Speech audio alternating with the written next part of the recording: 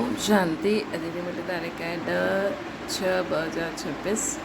अॼु मिठा मिठा बाप दादा चवंदा मीठी मीठी ॿार शिव बाबा ऐं ब्रह्मा बाबा ॿिन्हिनि जी मत मशहूरु आहे। तव्हांखे ॿिन्हिनि जी मत ते हली करे पंहिंजो कल्याण करणो। प्रश्न नंबर 1 ट्रस्टी केरु आहे ऐं कीअं? शिव बाबा आहिनि नंबर 1 ट्रस्टी। उन्हनि में बिल्कुलु आसक्ति न आहे। भक्ति मार्ग में बि तव्हां उन्हनि अर्थ जो बि दान पुण्य आदि कंदा आहियो उहो सभु इंश्योर थी वेंदो, जंहिंजो फल ॿिए जन्म में मिलंदो आहे। हाणे बि जो बाप जे अर्थ पंहिंजो सभु कुझु इंश्योर कंदा आहिनि उन्हनि जो पूरो रिटर्न बाबा ॾींदा आहिनि। शिवजी बाबा चवंदा आहिनि मां ख़ुदि जो सुख भोगंदो न आहियां, मां तव्हांजो वठी करे छा कंदमि। मां ख़ुदि त सुख भोगंदो न आहियां, मां तव्हांजो वठी करे छा कंदमि।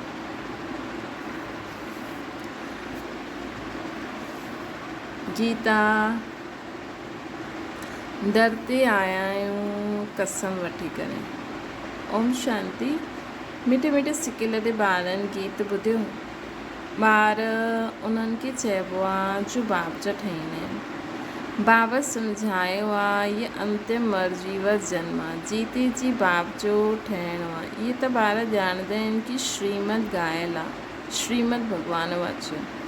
गीता में श्री कृष्ण जो नाम विझी छॾियो आहे, परंतु आहे शिव बाबा, तॾहिं त लिखियलु आहे भॻवान वाच्य। उन्हनि खां पोइ ब्रह्मा, पोइ श्री कृष्ण। श्री कृष्ण खे श्रीमद श्री कृष्ण जी न चईंदासीं। श्रेष्ठ श्रेष्ठ असांजो शिव बाबा आहे। पतित पावन श्री कृष्ण अथवा राधे आदि खे न चईंदा आहियूं। उहे दैवी गुण वारा मनुष्य आहिनि। मनुष्यनि खे पतित पावन न चई सघंदा आहियूं। सत्युग में ईअं न चईंदासीं पतित पावन अचो। पतितनि खे पावन ठाहिण वारो हिकु बाबा आहे, जंहिंजी श्रीमत ते तव्हां हलो था। प्रजापिता ब्रह्मा जी मत त मशहूरु आहे, श्रीमत बि मशहूरु आहे। शिव बाबा अची करे तव्हांखे पंहिंजो ठाहींदा आहिनि। चईंदा आहिनि सिर हथेली ते रखी बाबा जा ठहिया आहियूं, उन्हनि जे डायरेक्शन ते हलणो आहे। तव्हां बाप खे पंहिंजी मत ॾियण जी तव्हांखे बाप खे पंहिंजी मत ॾियण जी दरकार न आहे, उहो ख़ुदि मत ॾियण वारो आहे। इहे त सभु वार आहिनि। श्री शिव बाबा नामी ग्रामी आहे, उहो त मत ॾींदा आहिनि। जो कुझु कंदा आहिनि राइट। हिन ब्रह्मा खे बि मत ॾींदा आहिनि कि इहा करो। तव्हांजो कनेक्शन ई शिव बाबा सां आहे। कोई जो बि अवगुण न ॾिसणो आहे, श्रीमत ते हलणो आहे। शिव बाबा त निराकार आहे, उन्हनि जो इहो घर त न आहे न। तव्हां हिते पुराणे घर में रहंदा आहियो, पोइ स्वर्ग में वञी करे पंहिंजे घर में रहंदा। शिव बाबा चवंदा आहिनि मां त न रहंदो, मां त हिन समय नंढे थोरे टाइम जे लाइ ईंदो आहे। तव्हां आहियो सच्चा रूहानी सैल्वेशन आर्मी।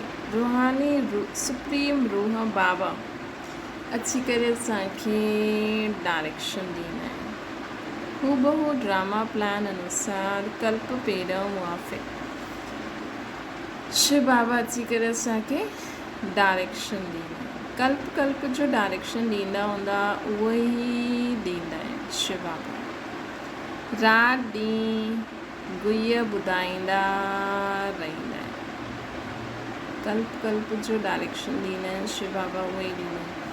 राति ॾींहुं गुइया ॻाल्हियूं ॿुधाईंदा रहंदा आहिनि। नयो कोई सम्झी न सघे, भले कोई 30-40 वर्ष सां रहंदा आहिनि, परंतु ॾाढा आहिनि जो हिन गंभीर ॻाल्हियुनि खे सम्झंदा आहिनि। बाबा त रोज़ु नयों ॿुधाईंदा रहंदा आहिनि। कराची खां वठी करे मुरली निकिती आई आहे। पहिरियों बाबा मुरली हलाईंदा न हुया। राति जो 2 बजे उथी करे 10-15 पेज लिखंदा हुया। बाबा लिखवाईंदा हुया, पोइ उन्हनि जी कॉपियूं कढंदा हुया। भक्ति मार्ग में त शास्त्र आदि जे कागज़ संभालंदा आहिनि। दिन प्रतिदिन वॾी किताबियूं ठाहींदा ईंदा आहिनि। केतिरी बायोग्राफी ठाहींदा ईंदा आहिनि, उहो पोइ पढ़ी करे रखंदा आहिनि। तव्हां त मुरली पढ़ी करे फिटी करे छॾंदा आहियो, न त उहा वर्जन्स रखणा खपनि न हमेशह जे लाइ। परंतु न ॼाणंदा आहिनि कि सभु विनाश थी वेंदो। चित्र आदि जो बि तव्हां ठाहींदा आहियो थोरे समय जे लाइ, पोइ इहा दॿी वेंदा, पोइ हुते न शास्त्र न चित्र आदि कुझु बि न रहंदा। पोइ इहा जो कुझु हले थो कल्प पोइ बि थींदो।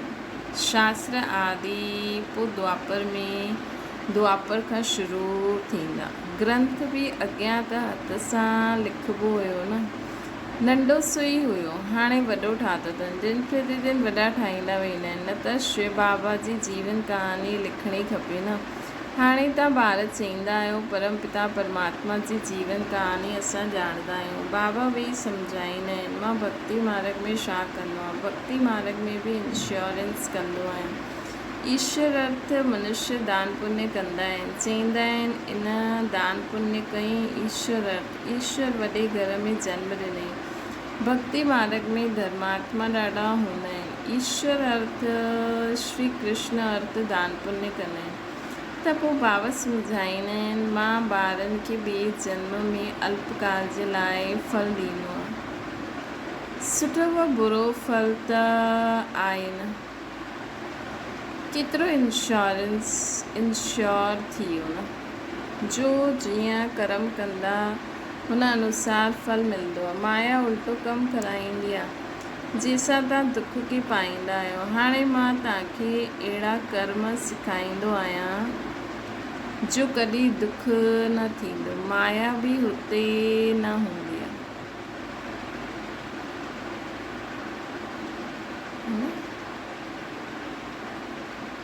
हाणे मां तव्हांखे अहिड़ा कर्म सिखलाईंदो आहे जो कॾहिं तव्हांखे दुख न थींदो। माया बि हुते न हूंदी। बाक़ी हा मर्तबो जो जेतिरो इंश्योर करे। त बाबा जी मत ते हली करे हाणे असांखे अहिड़ा कर्म करणा आहिनि जो असांखे कॾहिं बि दुख न थींदा। बाक़ी मर्तबो आहे जो जेतिरो इंश्योर करे। शिव बाबा बि ट्रस्टी नंबर 1 ट्रस्टी आहिनि। ॿिए जी आसक्ति वेंदी आहे। कोई ट्रस्टी त कंहिंजो खानो ई ख़राबु करे छॾींदा आहिनि। बाप त ॾिसो कहिड़ो ट्रस्टी आहे, नंबर 1 ट्रस्टी। चईंदा आहिनि सभु कुझु ॿारनि जे लाइ। बाबा खे त न लॻंदो न कि चलो मूंखे सभु ॾिनो अथई मां यूज़ करियां, पोइ हिननि खे छा थो पतो लॻे। तव्हांजो सॼो कनेक्शन शिव बाबा सां आहे। असांजो सॼो कनेक्शन शिव बाबा सां आहे। बाबा चईंदा आहिनि मां सचो ट्रस्टी आहियां। मां ख़ुदि सुख न वठंदो आहियां, ॿारनि खे सॼी राजधानी ॾींदो आहियां। लेकिन बाप बि ॿारनि खे सभु कुझु वरसे में ॾेई वेंदा आहिनि न। मां त स्वयं ई कुझु बि वठंदो न आहियां। तव्हांखे सभु कुझु ॾींदो आहे। त तव्हांजो कनेक्शन सॼो शिव बाबा सां आहे। जीअं बाबा चईंदा आहिनि मुंहिंजो बि फुल इंश्योर करे वरिता आहे बाबा। तन मन धन सभु बाबा जी सर्विस में आहे। सिंधी में कहावत आहे न, हथ जिनी जो हीअं दातार में पहिरियों पुर उहो पहुचंदो। बाबा खे सभु इंश्योर करिणो आहे। जो मुठी चांवर ॾे त महल मिली वञे। हाणे ॾिसो मकान ठाहियो, कोई 1 रुपयो भेजो, कोई ईट बि लॻाई, बाबा लिखियो तव्हांखे त सभिनि खां सुठो महल मिलंदो। छो जी तव्हां त ग़रीब आहियो न। मां त आहियां ई ग़रीब निवाज। ग़रीब जो 1 रुपयो त साहूकार जो 10,000। ॿिन्हिनि जो हिकु ई मर्तबो मिली वेंदो आहे। साहूकार ॾाढा मुश्किल ईंदा आहिनि। सभिनि खां जास्ती कन्या आहिनि त बिल्कुलु फ्री आहिनि। नंबर 1 ॾिसो मम्मा वई, उन्हनि वटि त कुझु बि न हुयो। ग़रीब घर खां आई हुई मम्मा। पोइ नंबर 1 हली विया। इन्हनि सभु कुझु ॾिनो। पोइ पहिरें नंबर में पहिरें नंबर में लक्ष्मी मम्मा थिया, पोइ नारायण। केतिरो वंडरफुल खेल आहे त कॾहिं कंहिं ॻाल्हि में संशय न थियणो खपे। बाबा कोई कम थोरी आहिनि, ज़रा बि संशय इन्हनि में न लाहिणो आहे। कोई मिठो बाप दादा कोई कम थोरी आहिनि, ॾाढो मिठो बि ठहिणो आहे। क़दम क़दम ते श्रीमत वठणी आहे, न त माया ॾाढो नुक़सानु कराए ॾींदी। ॿारनि खे केतिरो डायरेक्शन ॾियणो पवंदो आहे। बाबा चईंदा आहिनि पूरो समाचार लिखो। बाबा हर प्रकार जी संभाल कंदा। बाबा खे ॾाढो ख़्यालु रहंदो आहे किथे इहो ॿारु चढ़ी वञे। पढ़ाई ते पूरो अटेंशन खपे। असां आहियूं most beloved God fatherly student. भॻवान वाच्य बि लिखियलु आहे न, परंतु श्री कृष्ण जो नाम विझी छॾियो आहे। श्री कृष्ण बि सभी मनुष्यनि में ऊच ते ऊच ठहिरियो, फर्स्ट प्रिंस आहे न। श्री कृष्ण जो नाम ॾींदा आहिनि। श्री कृष्ण जो छो न, श्री नारायण जो छो न, छोजी श्री कृष्ण बालक आहे।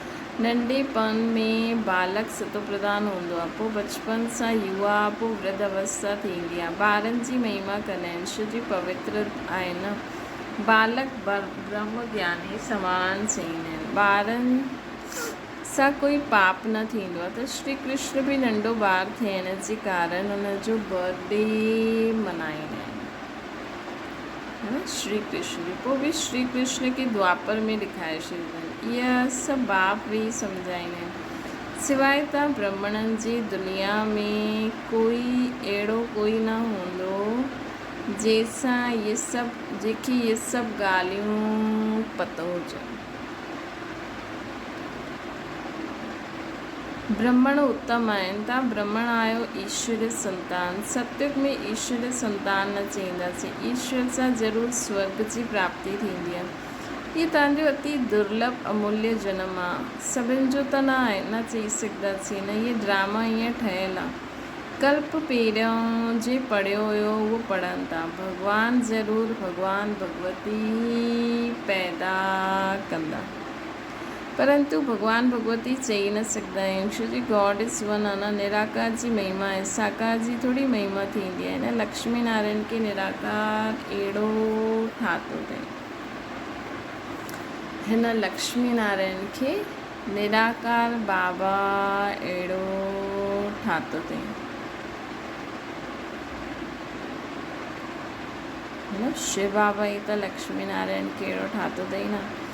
हाणे राजयोग सिखनि था, राज जी स्थापना थिए थी, त हुन समय विनाश बि थियो हुयो। बाबा ज़रूरु स्वर्ग जो वरसो ॾींदा।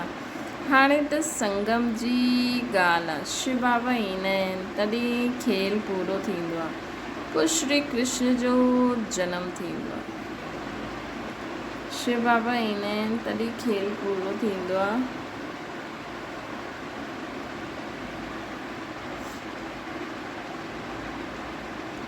तॾहिं पोइ श्री कृष्ण जो जनम थींदो आहे।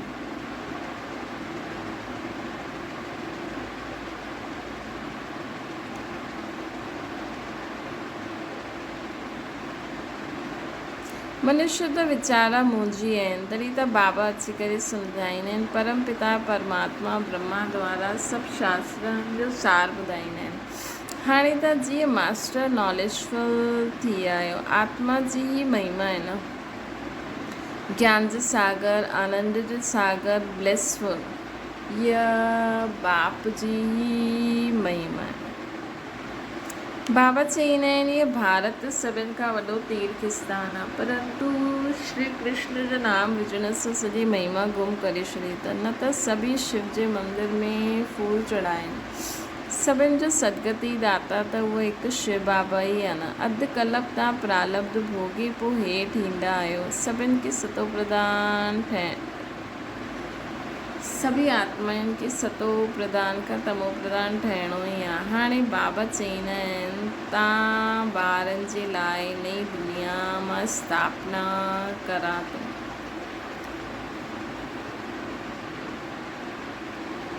बाप चईंदा आहिनि इहो भारत सभिनि खां वॾो तीर्थ आहे। बाबा चवनि था कि मां जो हिन दुनिया जी नई दुनिया स्थापना करां थो, उन में ख़ुदि न ईंदो आहे। सभु कुझु ॿारनि जे लाइ हूंदो आहे, छोकी बाबा वंडरफुल ट्रस्टी आहिनि न। साफ़ ॻाल्हि आहे, मनुष्य त पंहिंजे लाइ चईंदा आहिनि, पोइ चईंदा आहिनि असां निष्काम कंदा आहियूं, परंतु निष्काम त कोई करे न सघे। हर चीज़ जो फल ज़रूरु मिलंदो आहे। मां त तव्हां ॿारनि खे अविनाशी ज्ञान रत्न ॾींदो आहे, तव्हांजे लाइ ई वैकुंठ लाहियो आहे। ॿारनि खे सॉवरेंटी जो सोविनार ॾींदो आहे, त उहा वठण जे लाइक़ु ठहिणो खपे। सॉवरेंटी जो सोविनार ॾींदो आहे, स्वर्ग जो मालिक ठहिणो आहे। हथेली ते बेश्त मिलंदो आहे न, सेकेंड में जीवन मुक्ति अथवा सेकेंड में बादशाही न। बाबा सेकेंड में जीवन मुक्ति अथवा सेकेंड में बादशाही ॾींदा आहिनि। दिव्य दृष्टि दाता शिव बाबा आहे, सेकेंड में वैकुंठ में वठी वेंदा आहिनि। हिन बाबा जे हथ में कुझु बि चाबी न आहे, ब्रह्मा बाबा जी। बाबा चईंदा आहिनि मां तव्हां ॿारनि खे राजा ई ॾींदो आहे, मां न कंदो आहे। पोइ जॾहिं तव्हां भक्ति मार्ग में वेंदव तॾहिं तव्हांखे दिव्य दृष्टि सां मां बहलाईंदो। केतिरा सुठी रीति सम्झाईंदा आहिनि। ईअं बाबा अहिड़ो बाबा कल्प कल्प जे संगम युग ते हिकु बार मिलंदा आहिनि, हिकु बार ईंदा आहिनि। बनी बनाई बन रही, हाणे कुझु ठहिण ई न आहे। जो कुझु थींदो आहे ड्रामा में नूंद आहे, हुनखे साक्षी थी ॾिसो। बाबा ॾाढो सुठी रीति सम्झाईंदा आहिनि। ॿार मां तव्हांजो इंश्योरेंस मैग्नेट आहियां, तव्हांजी हिकु पाई बि न गवाईंदो आहे, पौड़ी सां तव्हांखे हीरे जहिड़ो ठाहींदो आहे। इहे सभु शिव बाबा कंदा आहिनि। इंश्योरेंस मैग्नेट कहिड़ो माण्हू बि कंहिंखे पैसो ॾींदा आहिनि, केॾो विश्वास सां ॾींदा आहिनि, पर उहो त ठगी बि करे सघंदा आहिनि। हिते त बाबा हिकदमि गारंटी कंदा आहिनि,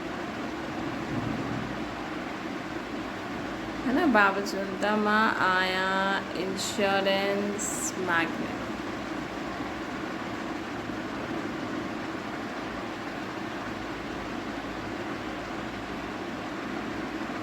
तव्हांजो पाई बि हेॾे होॾे न थींदो। कौड़ी खां तव्हांखे हीरे तुल्य ठाहींदो। इहे सभु शिव बाबा कंदा आहिनि। इहे सभु शिव बाबा कंदा आहिनि। इन्हनि जे द्वारा करन करावन हारनि। निराकार निरअहंकारी हुआ आहिनि। गॉड फादर कीअं वेही पढ़ाईंदा आहिनि, ईअं न चईंदा आहिनि चरणनि में पियो। बाबा ओबीडियंट सर्वेंट आहिनि। बाबा चईंदा आहिनि इन्हनि खे जंहिंजो मालिक ठाहियो उहो सुख भोगे भोगे करे, जंहिंखे मालिक ठाहियो उहो सुख भोगे भोगे करे हाणे दुखी थिया आहिनि। सुख बि ॾाढो मिलंदो आहे, एतिरो सुख कोई धर्म खे न आहे। ईअं न चई सघंदा आहियूं की भारत खे छो ॿियनि खे छो न।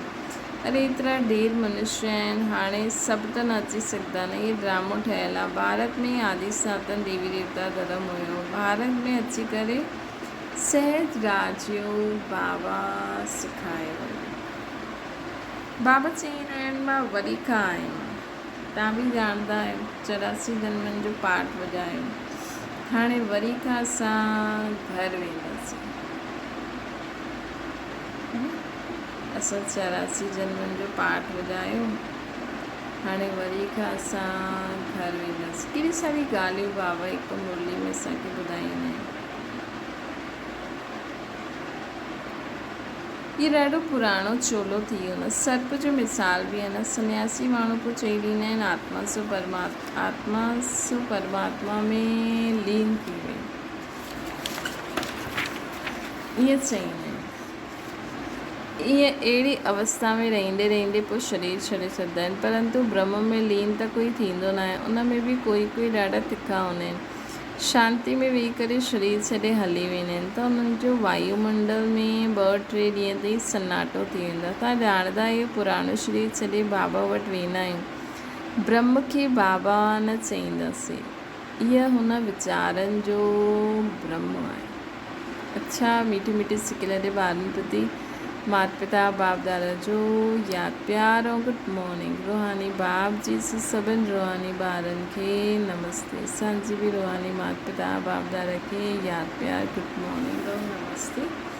धारणा जे लाइ मुख्य सार इन ड्रामा जी हर सीन साक्षी थी करे ॾिसणो। शुरू बनी बनाई बन रही, कहिड़ी बि ॻाल्हि में संशय न उठाइणो आहे। ॿियो आहे बाबा इंश्योरेंस मैग्नेट आहे, इन करे तन मन धन बाप जी सर्विस में सफल करे पंहिंजो भविष्य ठाहिणो आहे। बाप सां पूरो कनेक्शन रखणो है न, बाप सां पूरो कनेक्शन रखणो आहे।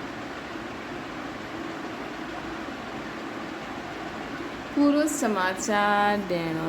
वरदाना मर्जीव स्थिति द्वारा हिम्मत और उल्लास जी अविनाशी स्टैम्प लगाइण वारा प्राप्ति संपन्न ठहो। जो प्राप्ति सां संपन्न हूंदा आहिनि उन्हनि जे हर चलन लैन चैन सां उमंग उत्साह ॾेखारे में ॾींदो आहे। लेकिन हिम्मत और उल्लास जी अविनाशी स्टैम्प लॻाइण लाइ पंहिंजे पास्ट जा व ईश्वरीय मर्यादाउनि जे विपरीत जो संस्कार स्वभाव संकल्प व कर्म हूंदा आहिनि उन्हनि सां मर्जी वठो।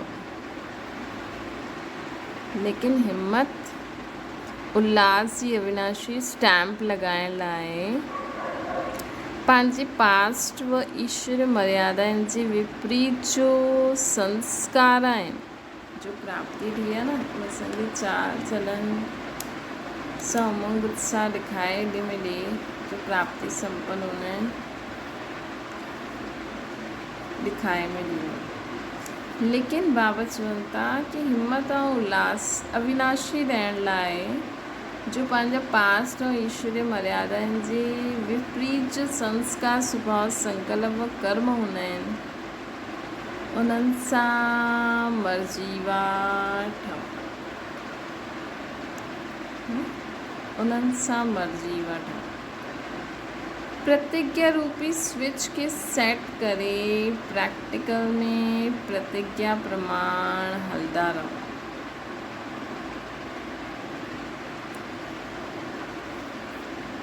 प्रतिज्ञा रूपी स्विच के सेट करे छॾियो, मतलब पंहिंजे पाण सां प्रॉमिस करो। प्रैक्टिकल में प्रतिज्ञा प्रमाण हलदा रहो। जो प्रतिज्ञा कई उन अनुसार हलदा रहो। हिम्मत सां गॾु उल्लास जे त प्राप्ति जी झलक दूर सां ॾेखारे मिली।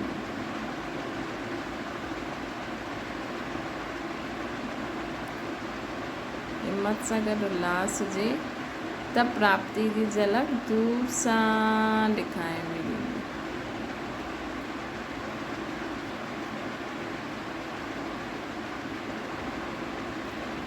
छा करिणो आहे? पंहिंजे पाण सां प्रतिज्ञा करणी आहे कि पुराणे स्वभाव संस्कार संकल्प कर्म सां मर्जीवा ठहिणो। स्लोगन आहे मेले व झमेले में डबल लाइट रहण वारा धारणा मूर्त ठहो। मेले व झमेले में डबल लाइट रहण वारा धारणा मूर्त।